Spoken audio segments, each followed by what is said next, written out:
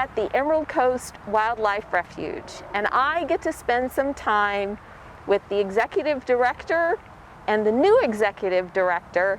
Let's meet them now. Hi, Bill. Hey, Joyce. Pleasure to meet you. Thanks for coming out today. Yeah, really good to have you here. Thank you. Hi, Christy. Hey, Joyce. How are you? Good. How are you? It's great to meet you. You too. Thanks for coming. So Christy is our executive director, and just for clarification, I'm our emeritus director. So I'll serve on our board of directors for life, kind of like your founding members that you were explaining to me the other day, Joyce. Exactly, like our founding board members. That's exactly right. So welcome. What do you say we do a quick tour? And then I'd love to get you back to the medical center to show you where your money really went from Impact100. So this concept for this campus started in early 2018 with the donation of the 2.3 acres of land that we're standing on. And that's the campus that we are going to tour today. So welcome. As you can see, we've tried to keep it as natural as possible. So you'll see even throughout our animal habitats, you'll see trees and foliage inside the habitats to make our creatures as comfortable as they possibly can while they're with us. We also limited our use of concrete and tried to go with more natural materials throughout the campus. Yes. So the boardwalk was kind of in keeping with that theme, we thought. I like it. And it takes you right to our Education and Outreach Center. So this is where our visitors first enter the campus here at the Emerald Coast Wildlife Refuge. In effect, it's one large classroom for our academic offerings. But we have a small gift shop here in the entranceway, and then exhibits throughout. So come on, let's go take a look. Let's take a look. Thank you. Please, after you. Oh, wow. Yeah, so welcome. Oh, look at the bear. Yeah, so, you know, I shared with you on the phone, and perhaps I should just take a minute to go into that background a little bit. You know, we were asked to take over the zoo that's about 7 miles to the east of Crestview. Right. And we spent a few years and a couple $100,000 rehabilitating all those animals, getting them happy and healthy, and then eventually sold the zoo back to somebody who's in the zoo business. You know, the Emerald Coast Wildlife Refuge, we rescue, rehabilitate, and release native Florida wildlife, and obviously a zoo is all exotic animals. So once we got the creatures happy and healthy, we release them to appropriate ownership, and we return to our mission of rescue, rehabilitation, and release. I'm told that this bear, Albert, was one of their beloved longtime residents in the zoo, and they just couldn't part with Albert. So that's the story behind Albert. So he's been with us for a long, long time in one shape or form. So how did you end up deciding to get the land or go after the land to move from where you were to here? So we were in the old fire station on Okaloosa Island. It was the old fire station for a reason, right? It was falling apart. I won't say condemned, but close. Really close. Yeah. So the fire station had moved across the street. As you know, we started in Escambia County, Emerald Coast Wildlife Refuge, then moved to Destin for a lot of years. Right. And then when that fire station became open on Okaloosa Island, we moved into that, and I believe we were there 12 years. Right. So we were very grateful to the Okaloosa County Commissioners for making that available to us for all that time. I think they charged us all of $1 per year lease fee or something, so we really were appreciative of the support. But we knew we had to leave. You know, the building was literally falling down around our ears. It's kind of the middle of a concrete jungle, not the ideal place to rehabilitate wildlife, so we moved out here. I love it. Yeah. Show me some more. Please, I'd love to. So throughout the Education Center, here's the large classroom, but a local artist, Chuck June, is the one who did the mural. Took him about a month. He donated his time, efforts, and paints to do that. Wow. Yep. This houses some of our 14 animal ambassadors here on campus. Okay. So we have our flying squirrel, which is a nocturnal creature. So this little guy is balled up in his nest, and yep, he's getting to be an old guy, so we are going to retire him to his final home. To you know, he served his purpose here at the Emerald Coast Wildlife Refuge. So flying squirrels, although you don't see a lot of them, they're prevalent throughout the community. So we'll get a more youthful, vigorous flying squirrel in here To be the mascot. Yeah. Behind you saw the leopard geckos, perhaps, as we just kind of scooted past. Yes. And then we have our corn snakes, which are also native species. We have one albino and one regular. Yep, you see them there in the log. Yes. And corn snakes are amazingly docile creatures, extremely beneficial for rodent control in the wild, etc. Oh, I love it. So they're with us. You will see Merlin, whose cage is right there, an umbrella cockatoo, one of our ambassadors.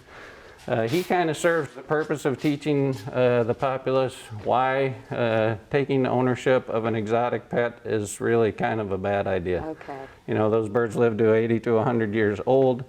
The wild population has been decimated due to poaching, if you will, to support the pet trade. But Merlin's a great guy. You'll see him in a second. Well, you'll probably hear him, frankly, before you see him. Okay. So we have two options. We can take a right out here to go to the medical center, or a left to see our animal ambassador exhibits. We're going to go see the animal ambassadors first and then make our way back to the medical center. Okay, sounds good. Christy, are you coming with us? I am.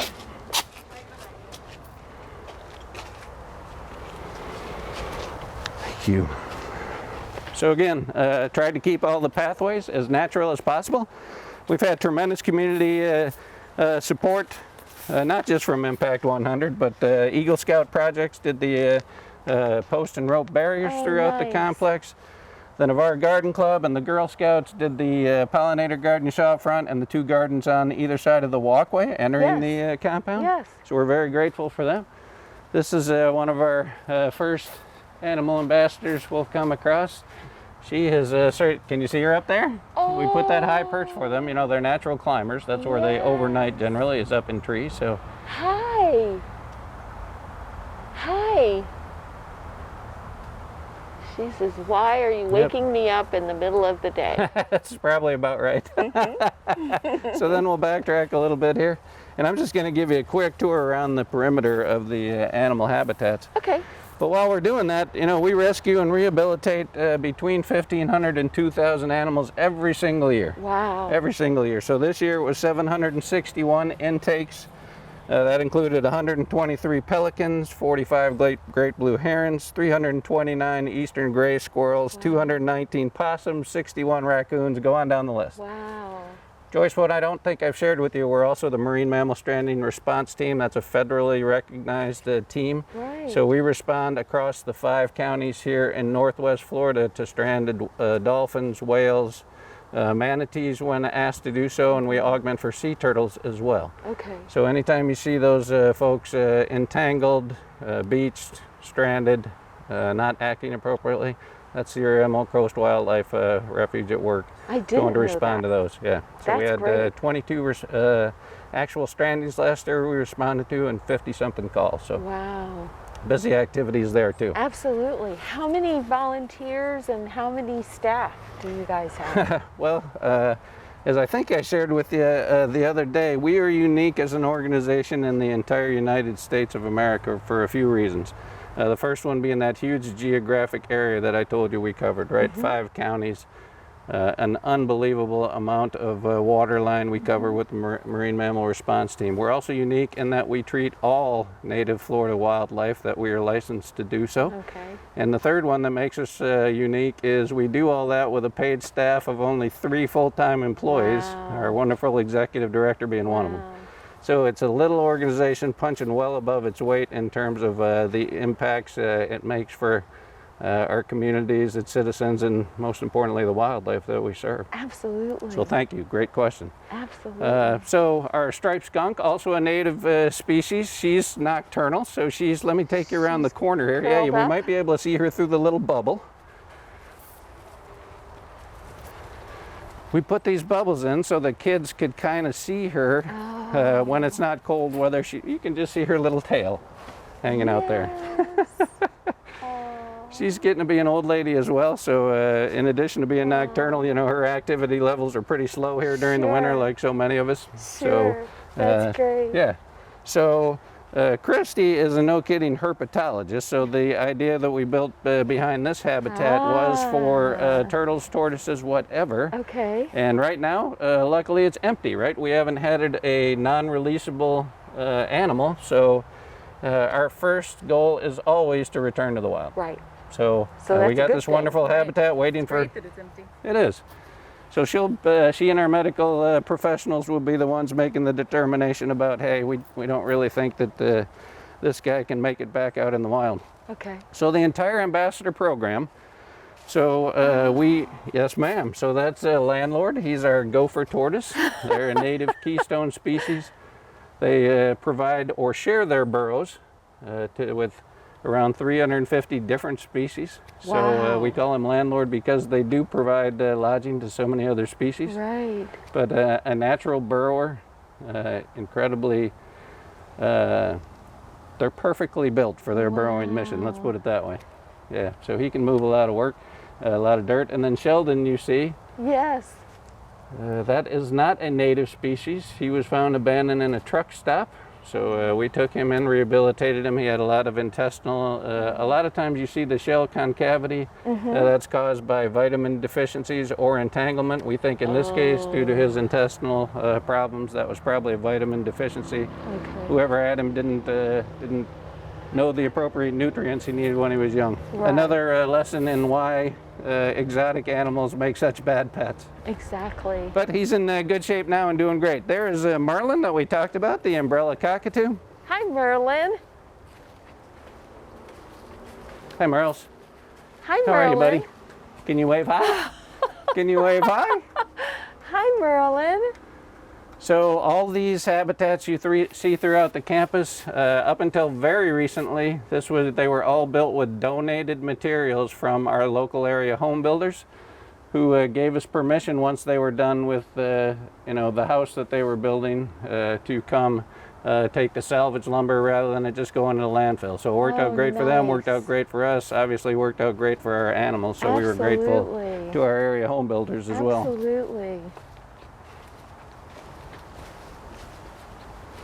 So Aries is our red-shouldered hawk. She is fully flighted, but a human imprint. Raptors have a tendency to, if they come out of the egg, if mom isn't there, there's a tendency to imprint or bond with whoever is raising them. Right. So she came to us from the Audubon Center for Birds of Prey down in Maitland, Florida. Yes.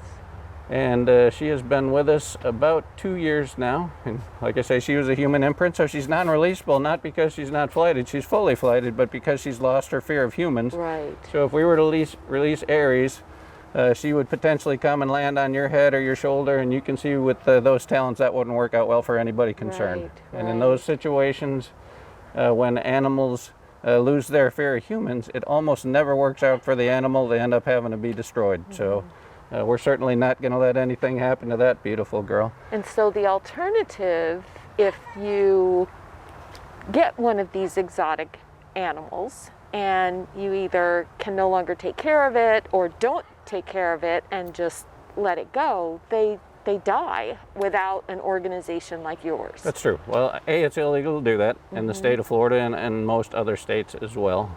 Secondly, like you're saying, I mean, where's your compassion, right? Right. So, yeah, they're not suited for this environment. Right. So yeah, it's just a bad situation all the way around. Yeah, great point. But Aries in her species is very prevalent here in the local area. So she's one of our animal ambassadors. And the point I was going to make, we're licensed by about 9 federal and state agencies, U.S. Fish and Wildlife Service being the folks that give us the migratory and raptor permits, etc. But on each individual animal, we have to receive permission for us to use that specific animal as a educational ambassador. That's the term, animal ambassador. Okay. So each of these animals that you see is individually permitted to ECWR for use in our educational offerings. That's wonderful. We think so too. Yeah, we really do think so too. Thank you. So we are going, now you are seeing some continued growth here on the Emerald Coast Wildlife Refuge compound. So back here, we had, this is a big octagon. Our great horned owls were in there. This could be a success story. You know, sometimes rehabilitation efforts take longer than others, but we never give up on any critters. So we have had 2 great horned owls in this habitat until just recently. You're going to see Mira in a minute. after the 2 years or so, she also came with me back from Audubon, Center for Birds of Prey, when I was doing an apprenticeship down there. We think that after the 2 years she's been with us, and then with this great enclosure where she had increased mobility, she might actually be releasable, even after all this time. So what a wonderful story that will be, won't it? That's great. And her partner, Lefty, he's being taken care of back there too. So it's really kind of a neat story. That's great. We are also going to have a juvenile imprinted barred owl coming to us. Okay. So we think that he is going to go in here. He might end up going in here, but regardless, stay tuned, because this is another animal that is very friendly, very interactive, right, and amazingly beautiful.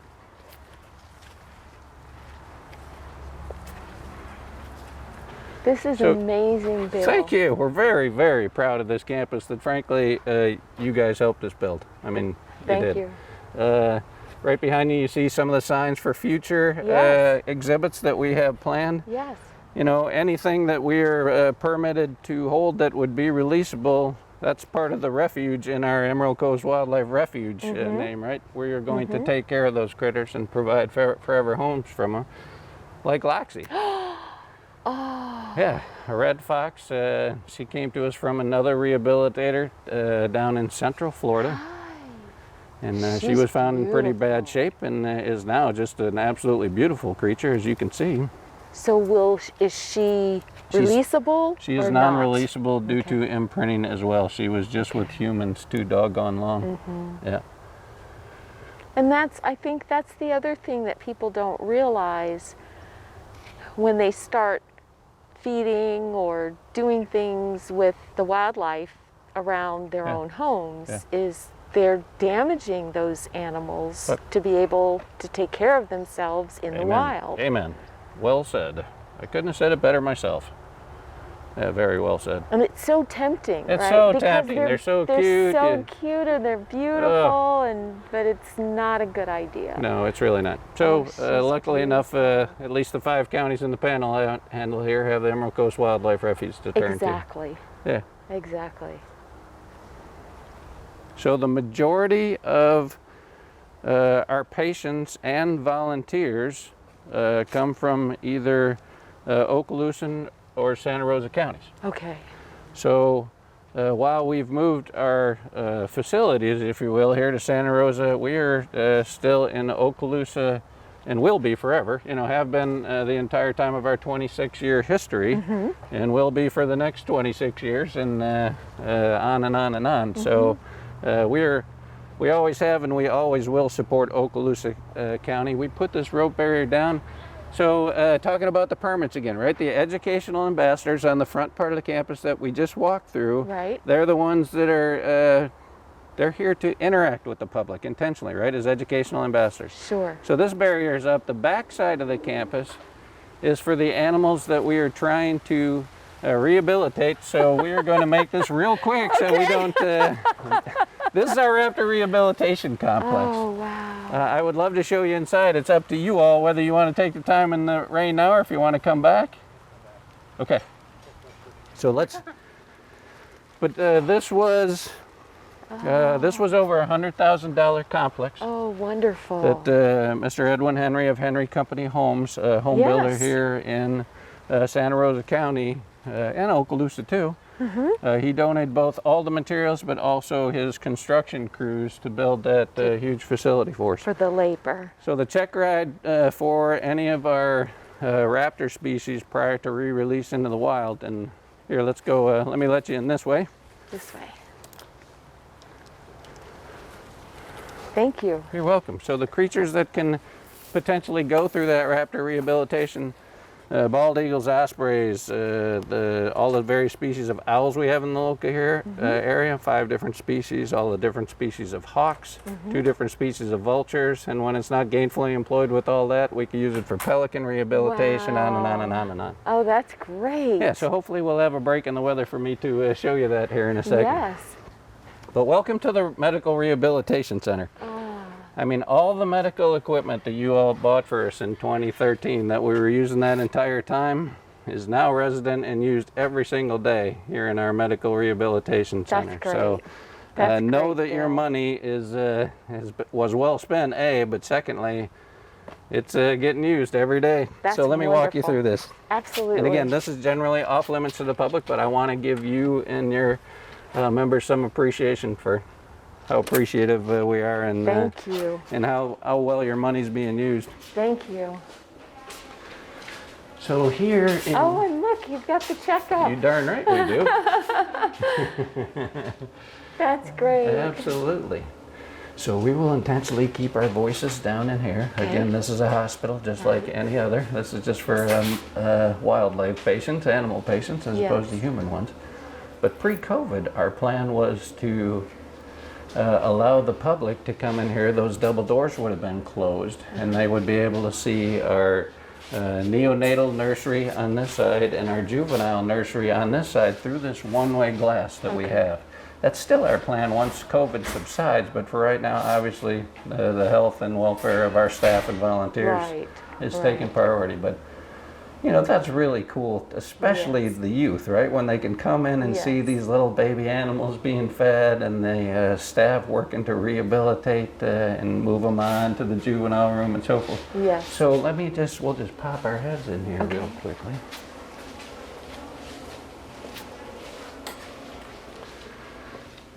So this is almost always our lull season, right? There are no baby seasons in progress right now. It's the dead of winter.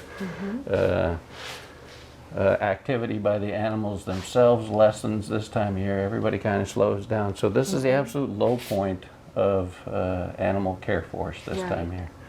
So we kind of have free run of the facilities, right? We're not disturbing a lot of critters right now. But during baby season, these are all filled. You'll have up to 70 tiny little babies. Let's talk about a hummingbird. So a hummingbird has to be fed every 15 minutes, if you can imagine that workload. Oh my gosh. A baby squirrel has to be fed every 30 minutes. And I just shared the numbers for you, 200 and something of them last year. So, you know, do the math. You can see how busy Christy and her team is here during the summer seasons. That's dedication. Well, it's amazing dedication. That's amazing. It surely is. Yeah, that's dedication. Yeah. So we're still in the hunt. We need to expand our incubator capacity and some other stuff like that. But the medical equipment in here, that was you all. Well, thank you. Yeah. Thank you. This was you all. Oh, So, wow. Yeah. So this can be. This is obviously a mobile platform for us to reel where we need to. Yes. So it can be used where we need it most on any given day. So again, when the babies would graduate from over there, they would graduate into this room next. So this is kind of like the juvenile and teenager room, if you will. But again, all the medical equipment you see in here, that's what you all made possible for us. Wow. This is amazing. And we haven't even got to the amazing part. It's always great to see the impact of impact. Well, you certainly have had it with our facility and our organization. There's no question about it. Yeah, This is amazing. Yeah, we're awfully proud of this facility. So the campus that we're walking around, Joyce, about $1.1 million.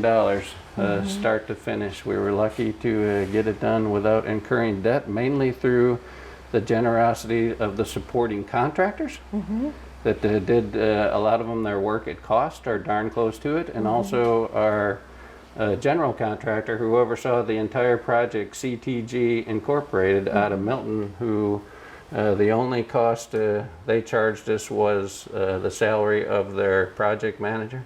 That was it. Wow. They did all the rest of it out of the Generous goodness of their heart. Yeah, I mean, amazing folks out there. Generous You know people. all about that with the ladies you work with. I do. Impact.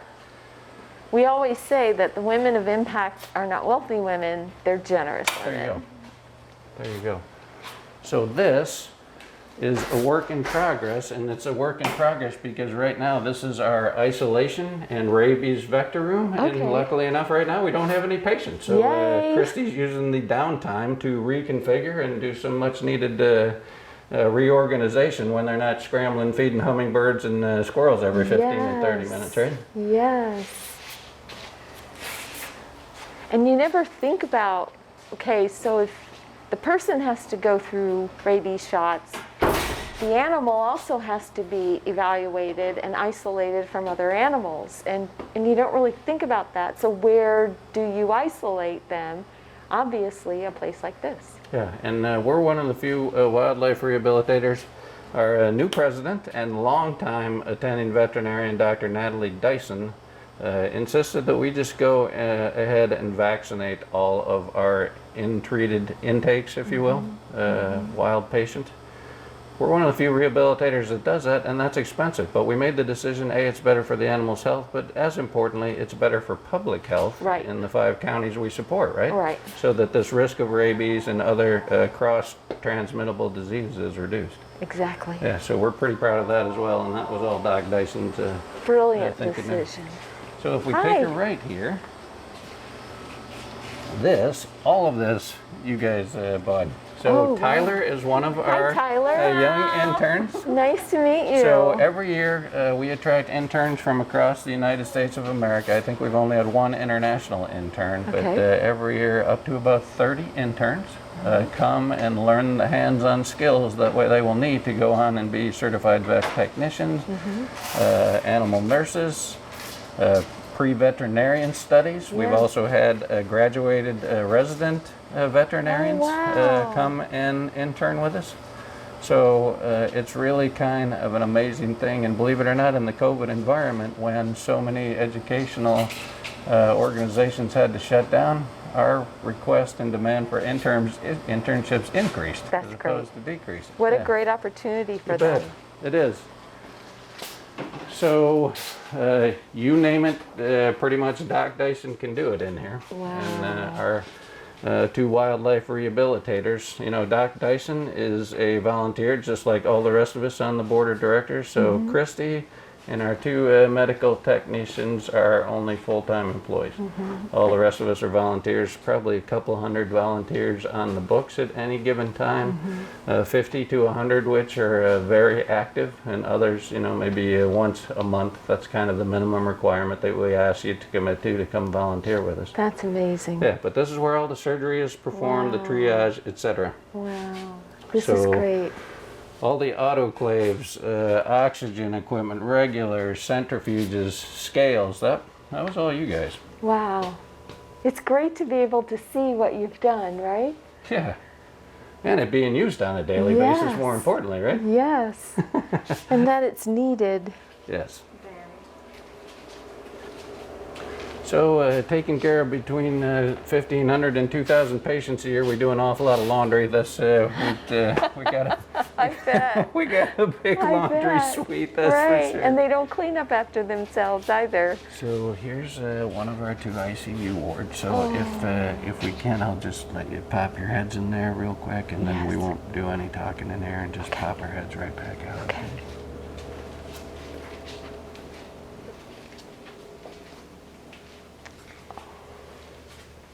So we got a brown pelican, a possum, but you know, there are times when all of these habitats, these enclosures are completely full. Wow. And we're using the other equipment, the other pens that you saw in the hallway for.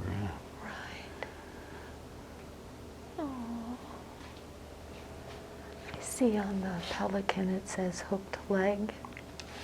Yeah, unfortunately, the percentage of our patients that are as a result of human interaction, either hit by cars, entangled or entrapped in fishing line, fishing nets, etc., is it's way too high. Let me just leave it at that. It's way too high. If we could be a bit more careful, we would be better stewards of the wildlife that surrounds us, that's for sure. Right. So the commissary, that's where all the diets are prepared every day, but chances are if it's stainless steel, you guys provided it for us. Okay. Yeah. And the reason we had asked for stainless, because it lasts, right? Sure. You can keep it clean, you can keep it sterile, you can move it around, all that type of stuff. You can sterilize it. And you guys really do use Dawn. Oh, yes, ma'am. You know, in the aftermath of the Deepwater Horizon disaster, we were one of the first responders from the animal perspective. Right. And literally hundreds of seabirds we de-oiled with Dawn dish detergent. So Wow. yeah, the stuff does great for us. Thank goodness you were here. Well, we think so too. So Brittany Baldrica is one of our two, Brittany Dolan Okay. is one of our two wildlife rehabilitators, but Brittany also oversees and is our marine mammal stranding response team coordinator. Okay. So she's the buck stops here lady to make sure that the responses to all those whales, dolphins, manatees, sea turtles I was telling you happen Yes. appropriately. And as part of those responsibilities to the federal government, Brittany and her team are responsible for trying to find cause of death for any of those creatures because these are some of our nation's most protected animals that we see. So threatened, endangered, very highly susceptible. So NOAA, that we work under for the federal government, is very interested in the results of her necropsy. We would call it an autopsy for humans, right? Called a necropsy for animals. So we send those results off. She does up through the chain of command, kind of like you got to retain custody of the samples, right? It's almost like criminal work. And in fact, we have participated in criminal work. I think you remember probably 8 months ago now. You saw in the paper 2 dolphins. One had been shot. The other one, well, we were involved in the processing of that to bring those to justice. Unfortunately, the same event happened about 5 years ago. Our evidence through the chain of command actually brought both of those culprits to justice. So we're pretty proud of that. Good. So this is our necropsy room. Okay. And so this is where that happens. That work takes place. This is where the autopsies actually take place. Thus you see the huge rolling roll-up doors for those big carcasses, etc. And the drain in the floor. The drain in the floor. We have a huge autopsy table that is being on order. We've upgraded that recently. So that's on its way here. So this was a capability that really they had to kind of do it in an ad hoc type of a situation at our previous facilities. Now our folks can actually work in the middle of summer in some degree of comfort anyway. Right, and have the equipment they need. That's right. So similar to the money you provided us, Sunday's Child provided us with $25,000 and the 11 Family Foundation another $5,000 to finally scratch a 26-year itch, which is X-ray equipment for our refuge. So we couldn't be any happier with this. Oh, that's great. You know, before our wildlife professionals, rehabilitators had to rely on physical manipulation of the injury. Well, a picture paints 1,000 words a lot of times. So this, Christy just got this installed at the end of 2020. So this is... Congratulations. Thank you. That's It wonderful. was a huge missing, it was a chink in our armor that's finally addressed, so we couldn't be more grateful. Yeah. We used it the first day. Thank you. We used it the very first day. Did you really?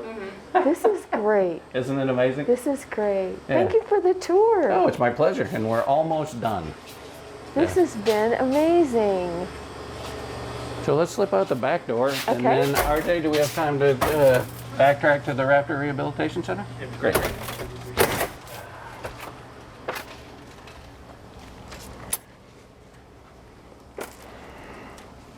So again, the wildlife that we're trying to release back into the wild, they're kept out of the public area. So all this section back here is off limits. Okay. But you will see that we had some juvenile raccoons that weren't quite old enough to be released prior to the onset of winter, when their forage, when their forage isn't like we'd like it to be, so they had to overwinter with us. Okay. So these are juveniles that you know, once adorable. once the spring comes to us again and there's plenty for them to eat, they will be released back into the wild. And you can see, unlike some of the other critters, they have the natural fear of humans instinct, which we work very hard to preserve. Yeah, that's good. That's healthy for them. This is great. It is, isn't it? I am so happy for you to have this facility. Thank you. It gives you the space that you need. It gives you access to the equipment that you need and the resources that you need to take care of our environment. Thank you. You were a large part of that, you and your folks. You You're sure were. very welcome. And we couldn't be more grateful. It was our pleasure. So let's, now that the rain stopped, let's double back to the Raptor Rehabilitation Complex. Okay. Because that really is something to see. So again, U.S. Fish and Wildlife are the ones that govern and permit and regulate our activities dealing with all raptors. So they identify the amount of space that it takes for an animal for us to say, yep, they're releasable. And in general, they have to fly. They have to be able to fly well enough to hunt. Okay. And they have to be able to actually catch prey, right, to feed themselves. Right. So that's what we use this facility for. So a raptor traditionally, and this is our new songbird habitat that's going up. Oh, nice. So raccoons, crows, the thousands of finches, Yes. chickadees, et cetera, once this is complete, that's where they will be rehabilitated. But in general, nice. you know, they enter the hospital, they come through the surgery and triage room, right? The docs and the technicians x-ray them, find out what's wrong, start a treatment plan. They start in there, and traditionally they graduate outside into outside habitats small, and then as they get healthier and healthier, they graduate into bigger and bigger habitats. Does that make sense? As their strength increases? Absolutely. And you're going to kind of see the example of that with this Raptor Rehabilitation Complex that Mr. Henry built for us. I love the natural environment Thank you. because it's got to be good for the animals as well. It absolutely is, and it's been a very, very conscious effort on our part to make sure that as much greenery as possible survives. So the situation of the buildings, the siting of the buildings, the reason we sited those is we had a tree survey from an arborist. He came out and identified which ones we absolutely wanted to keep, whether there were any that had to go. Okay. He only identified 2 live oaks that were damaged enough that they had to come down. That's where we sited the building. So we didn't lose any of our heritage live oaks here on property, and we're pretty proud of that. So I think this gives you now this perspective, some scale on just how big this thing is. Wow. So if we can start maybe on the end here, like I said, they start out in the medical center in very, very small habitats intentionally, right? Kind of like being in a hospital. You don't want to provide a lot of movement to them. You want them to be calm and kind of stoic. And then they come outside. So those are overflow habitats for some of the shorebirds that we treat. But then when they come outside,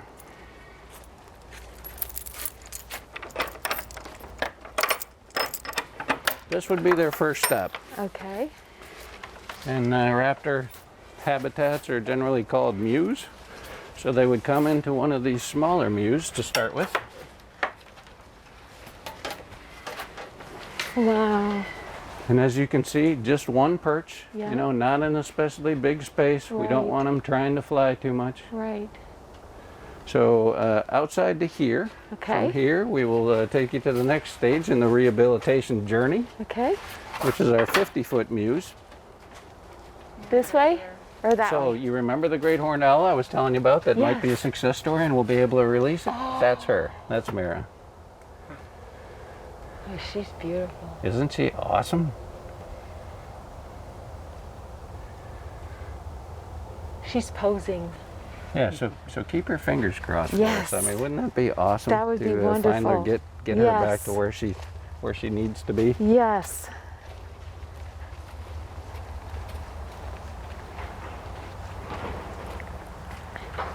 I was never a big fan of the zoo when I was a child. I didn't ever know why I didn't like the zoo. I just didn't like to see the animals locked up. Yeah, I'm with you.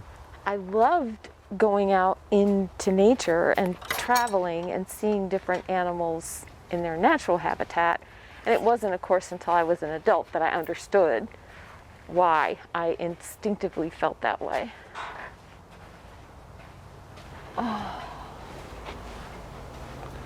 So over here we have a rehabilitating turkey vulture. So he will hopefully be releasable, but he's making good progress or he wouldn't be in this 50-foot mew. Right. And on the other side, you see some of our pelican, I think, yeah. So, so many of these folks, as I was sharing with you in the medical center, are a result of entanglement. Right. Fishing line, fishing hooks, nets, etc. Right. And then Mira, I will give you, RJ, if you want, we'll just stick our heads in there real quickly for you to get a shot of Mira without the bars in between. Don't be surprised if she flies, but she's very afraid of us, so she won't fly at us. And even if she is, I will take one for the team if she does approach you.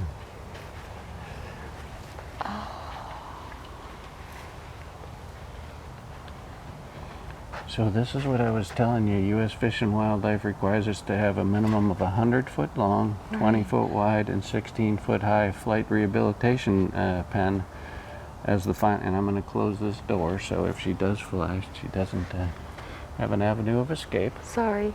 It's okay. So this is the final stage of their rehabilitation process before they're re-releasable to the wild. Oh, I love it. Yeah. She's beautiful. She is gorgeous. There's no denying that fact. Be well and healthy, Mira.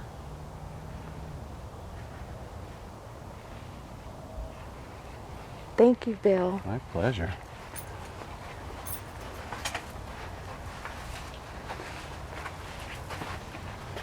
Thank you, Kristen. Oh, I hear the cockatoo. Merlin, yeah. I hear the cockatoo.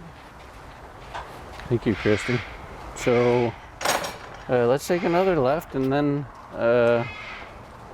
you know, as you know, in nonprofits, you're always trying to generate funds and that type of thing.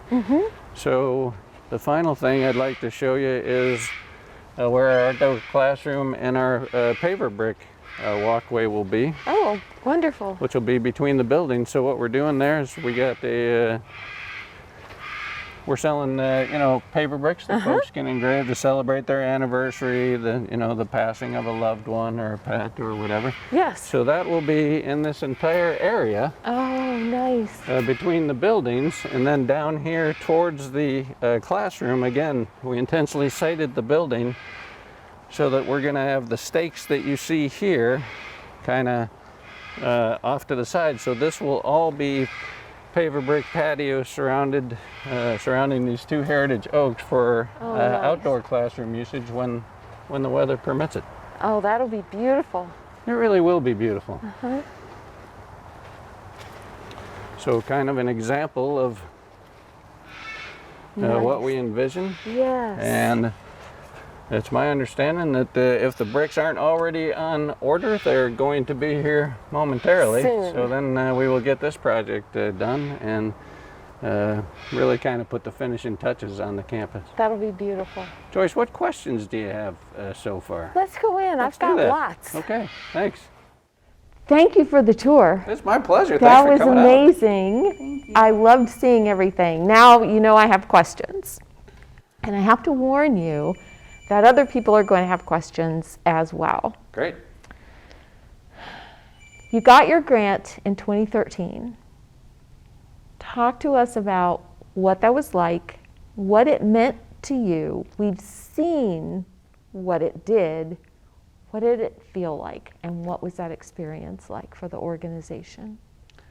I think first we have to establish that I think Mitch and I have been with the organization the longest, and I didn't come on the board until 2015, and Mitch followed shortly thereafter in the spring of 2016. So we don't have firsthand knowledge, Right. but you can see the capability that you brought to the organization. And I can tell you, after I retired from the military and I started as a volunteer with the Emerald Coast Wildlife Refuge.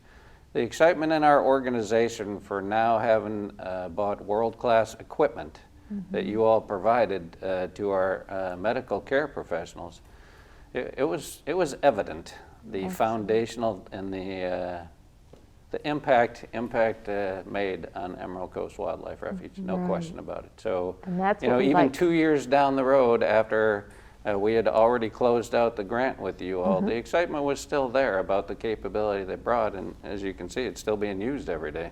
Mitch, I don't know. No, I think that's well said. It's, you know, part of our goal and our mission was to be able to provide first-class equipment to our employees to make their lives and jobs a little bit easier.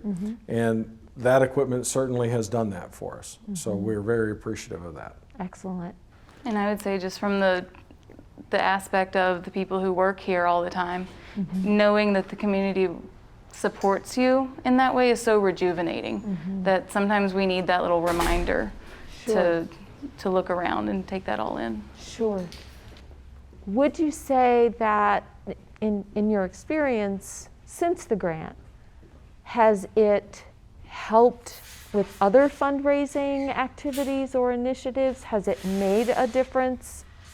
The fact that you did have the impact grant to be able to say to other organizations, this is something that we've done and we want to apply for this, or we're asking for a donation for something else. Has it made a difference for you? I absolutely think so. Hey, as we were talking perhaps off camera, you guys are a name brand commodity right here, and especially here in Northwest Florida with both of the chapters, one of Yes. which the world leader, as you Pensacola, were sharing yes. with me, and I would imagine y'all are right on their coattails. Folks know who you all are and what you do for the nonprofits in the area. So yeah, let's put it this way, on any other grant applications, we never omit that we were a impact recipient. Sure. That's for doggone sure. So yes, absolutely. And that's good, and that's what we want, not so much for us as an organization, but for the nonprofits. Because if we can help leverage an impact grant into something else so that you can be even more transformative, that's a win-win all It the way is, around. and frankly, you know, you folks do such a thorough job in vetting of your potential We've heard that recipients before. that, you know, it carries weight, not just, as Bill said, with other potential folks that we're trying to get a grant from, but also the county. Sure. You know, the county certainly, you know, they certainly ponied up and helped us financially as well. And frankly, if it wasn't for Impact being part of that, I don't know that it would have, it may still have happened, it just may have been a longer road to get it done. Sure. Because even the county officials trust in the vetting process that Impact goes through. So from that perspective, it has certainly helped the organization. And it is rigorous. But frankly, I don't think you need to apologize for that, Joyce, because you We're make your giving a- nonprofits better, right? That's What's the exactly old right. saying? Planning is everything, the plan is nothing. Well, you That's make right. your nonprofits do That's some planning exactly that right. perhaps they. And we're giving them done before. $100,000. That's right. It's a lot of money. Exactly. A lot of money. And so those 100 women, or those 100+ women, and as in your case, they want to know that their money is going to be spent on a legitimate project, that the project is actually going to come to fruition, and that the money is not going to be spent on something else. And so, as you know now, I know, when a grant is awarded, we don't just write a check. Right on. We assign a board member. That board member spends the entire 2 years with the organization, all of the reports, they do quarterly reports, updates. If they have to change their project, which happens, but that has to be approved by the board first, and it has to go through their grant liaison first, and then brought to the board and approved. And then we either reimburse the organization for monies that have been spent, or we pay the vendor directly from invoices that are sent and received from the vendor. Because it is a big responsibility, Darn right? right it is. And we have a responsibility to our members to take good care and be good stewards of that money. And we have a responsibility to the organizations to make sure that the money is there. when we tell you that we will be able to give you a $113,000 grant. Yeah, I love it. It's great. Another question. Talk to me a little bit, rescue, rehabilitation, and release of Florida wildlife. So not exotics, not zoo type of animals, but animals that are native to the state of Florida. How does that affect people who live in this area? What benefit does the existence of Emerald Coast Wildlife Refuge have for the population? What is it that you're giving back, and what is it that you're doing for the people who live here?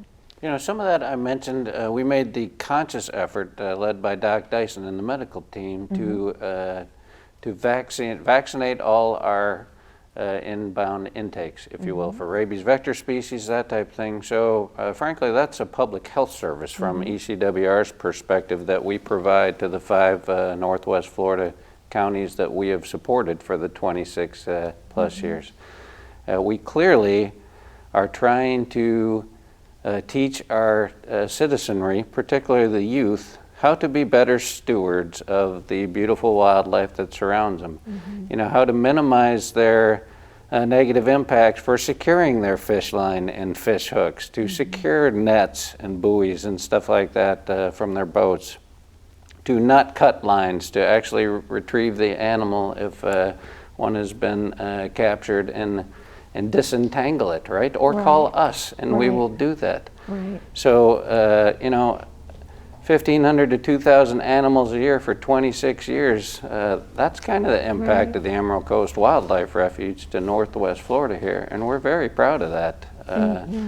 And if, with our educational efforts that Christy leads, if you can catch them young and teach them the value and the beauty and the appropriate stewardship of the wonderful animals that surround them, some of which they might not have ever seen in the wild, frankly. We think that pays tremendous dividends. It pays it forward, if you will, to their environmental consciousness. Absolutely. I mean, you're the lady running the show.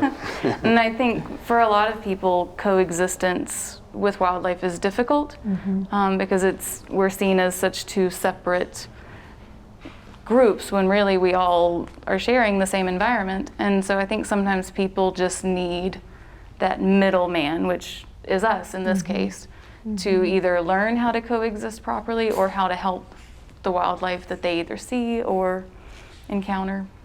Well, and the wildlife in and of itself is crucial to the pristine nature of where we've chosen to live. Yes. And without them, we don't have nearly the pristine place. We're not going to be the destination point for tourism. We're not going to be any of those things without it. So I can tell you from my perspective, I do have some roots that were here, but they were from a long time ago. And when my wife and I decided it was time to move, this was the only place I wanted to come and move to. So, and we moved here from Ohio. So part of that reason is the wildlife and being able to see so much of it. And without organizations like this one helping to secure that, it just won't, it'll cease to exist. Because we're too, as a society, we're too involved in the development of property and lands, and we don't really think about the displacement of that wildlife and what they mean to the environment. Sure. So that's a big part of it. Absolutely. And so it's important for our members to realize the benefit of an organization that is rescuing, rehabilitating, and then releasing back into the population our natural wildlife. If I could just add to that, Joyce, we work very closely with law enforcement and our firefighters, first responders. Florida Fish and Wildlife, we have a very, very close relationship. Anytime that our local fire stations, we do kind of recurring annual training about sea turtle and whale and dolphin strandings, to familiarize what their basic efforts should be so that they know who we are, so that we have a working relationship. And then in turn, our local fire stations will often help us with re-nesting activities or getting, using their ladders or equipment to get up high and rescue an animal that's, that's become great. entangled in trees, et cetera. That's So great. we have a very close relationship with our local law enforcement and fire agencies here too. I love hearing that. Yeah. So what's next? What's on your wish list? If we have women who want to get How much time do you involved, have? what's on your wish list? We certainly have a 5-year program that frankly, Bill and I had developed some time ago, and we are working towards that. The first goal was to get here and to get these buildings built and to kind of have a permanent home, which frankly we didn't have prior to this. Ever. Now it's a matter of taking and doing the next steps in order to achieve the next goal. We want to expand, frankly, our marine mammal stranding side of things, and for that to become a little bit more relevant in the public eye. Bill will tell you, part of the reason why he and I have made a good team through the years is he has a passion for all wildlife, and I certainly do, but I have a bigger passion for the ocean side of it. Okay. And so, we've kind of always had that mix. And we would love to see nothing more than the development of a marine mammal center here that, again, is kind of world-class with world-class equipment. So ideally, long-term, we'd like to see that happen. How we get that done is a different story altogether. But that's part of what our long-term objective is. Okay. But believe it or not, Joyce, it costs us over $250,000 a year to treat those 2,000 animals a year. So we're fully donor funded, right? Similar to Impact is through your members. So memberships and the public supporting ECWR through joining us through memberships it's a huge deal, right, for operating expenses to defray and cover that $250,000 a year plus cost of rehabilitating these animals. I mentioned our paver brick patio. That's going to be coming through soon with the outdoor classroom, so we'll be looking for folks to sponsor the bricks. Okay. We had a Mardi Gras ball coming up here real shortly. So operational funds are always that's what keeps our doors open. So memberships are big. When folks come out and tour, paying their small admission entrance gratuity, that we're very appreciative. That's one less dollar that we have to come to an organization like Impact and try and raise. So the community support through memberships and coming to see us and supporting our gift shop, which, oh, by the way, since it's the first time we've had a facility, first time we've had a gift shop, right? So, I mean, all of this is really helping us achieve our financial stability and success, and then be able to accrue the funds, to Mitch's point, to build the next stage in this, which is expanded marine mammal. Absolutely. Because Bill's absolutely correct, and I think our goal and objective always was to get to a financial point where we were self-sustaining without grants, and we could concentrate on grants to be used to expand what we needed to do. By new capabilities. By new capabilities. Not keep the lights on. Yeah.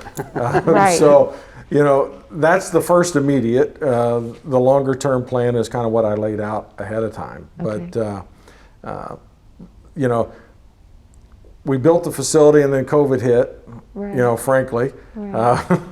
And so we've never really had a full year of being in a normal society for folks to come and visit us. I know that, frankly, the local community accepted this facility very well in January and February, and then COVID hit.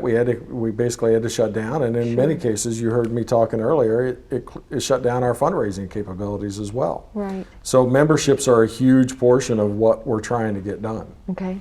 And we have different levels of membership, everything from $5 a month up to as much as somebody wants to give us. Okay. So every dollar helps us keep the lights on and make us financially independent from needing any grant money for those purposes. Okay, so women can become members, women can reach out to you about pavers. What about tangible things? If you had a wish list for short-term items, what are some of those items? And if you'll give me an updated wish list, We have an Amazon wish list. I can send you the link. please do. For And that. then we like to share those with our members on our website. And so people will go on to the wish list and they'll do We'd be those- very those appreciative of that. things. You know, we're also registered on Smile Amazon. I don't know if you're familiar We with are. Amazon Smile. Yes. Well, we're one of the qualifying nonprofits. So, you know, when you're Excellent. out there doing your shopping, rather than just going to regular Amazon, go to Smile Amazon, you're buying the same stuff, seeing the exact same merchandise, but we Right. get a very small contribution as a result of that. So that's always helpful. Perfect. We have a number of local businesses that support ECWR, BBVA Bank, for example. You start a new checking account, you know, they donate, I think it's $50 per account to us for that. So things like that, that the local community and its businesses have been very, very supportive of, that we're very grateful. But I Excellent. think I mentioned to you, you know, with our move from Okaloosa County to Santa Rosa, we haven't abandoned Okaloosa County, you know. Still, depending upon the year, 20 to 40% of our animal patients are coming from Okaloosa County. Probably a third of our volunteers, is that about right, Christy? If not higher, are still Okaloosa County residents. We've been supporting Okaloosa and Walton County for 26 years. That's going to continue for another 26. So, you know, if your great. membership, I know you're going to explore some of that, and we're very grateful for that because. Absolutely. Yeah, we're not moving away from Okaloosa and Walton counties, that's for sure. That's So great. We're appreciative. Thank you, Bill. Thank you, man. Thank you, Mitch. Oh, thank you. And Christy, if you will send me your wish list, then Definitely. I'll see about getting it posted to our website and Thank you. shared with our members. That'd be great. I appreciate your time Thanks today. for taking yours. Thanks for It was coming. really a great initiative, you doing this. We're very grateful. And Thank thank you to all of your members. Yeah, no 'Cause kidding. without them, we couldn't have done what we did. Thank So- you very So much. true. So thank you very much. Thanks. So true. Thanks, ladies.